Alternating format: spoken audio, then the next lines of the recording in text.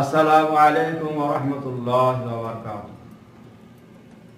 নাহমাদুহু ওয়া নুসাল্লি আলা রাসূলিল কারীম, আম্মা বাদ।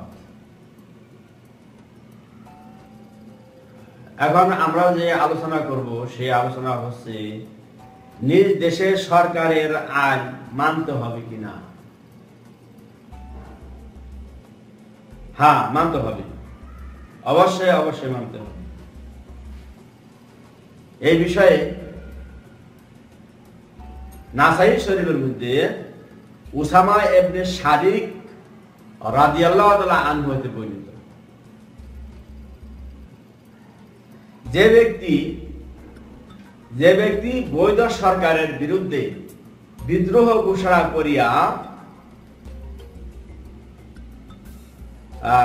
আমার উম্মতের মধ্যে বিভেদ সৃষ্টি করে তাহাকে কতল করে ফেলে। নাসাই শরীফের মধ্যে উসামা ইবনে শারিক রাদিয়াল্লাহু আনহু হতে বর্ণিত, হুজুর পাক সাল্লাল্লাহু আলাইহি ওয়াসাল্লাম বলেন, যে কোনো ব্যক্তি বৈধ সরকারের বিরুদ্ধে বিদ্রোহ ঘোষণা করিয়া আমার উম্মতের মধ্যে বিভেদ সৃষ্টি করে তাহাকে কতল করে ফেল। নাসাই শরীফ। হ্যাঁ, তবে ধর্মের ক্ষতি হয় এমনটি মানা যাবে না এবং বৈধ সরকার হইতে হবে। বৈধ সরকার আমরা সবাই বুঝি, এমনকি হুজুর সাল্লাল্লাহু বলেছেন, তোমরা ক্ষমতা, তোমরা শাসন তোমরা একদম জোরপূর্বক হইও না, তোমরা কেড়ে নিও না। তাই আল্লাহ রাব্বুল আলামিন সাক্ষীদাতা প্রশংসা করেছেন। কিভাবে সাক্ষী দিবে, সাক্ষী কথা বলা হয়েছে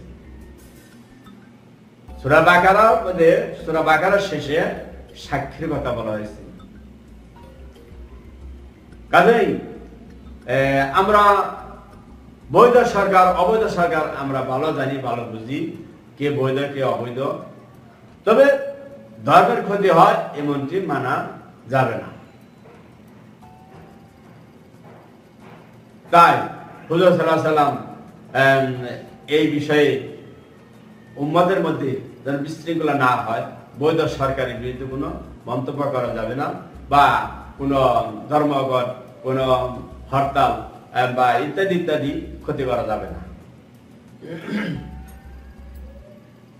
আজকের আলোচনা আমাদের এখানে শেষ।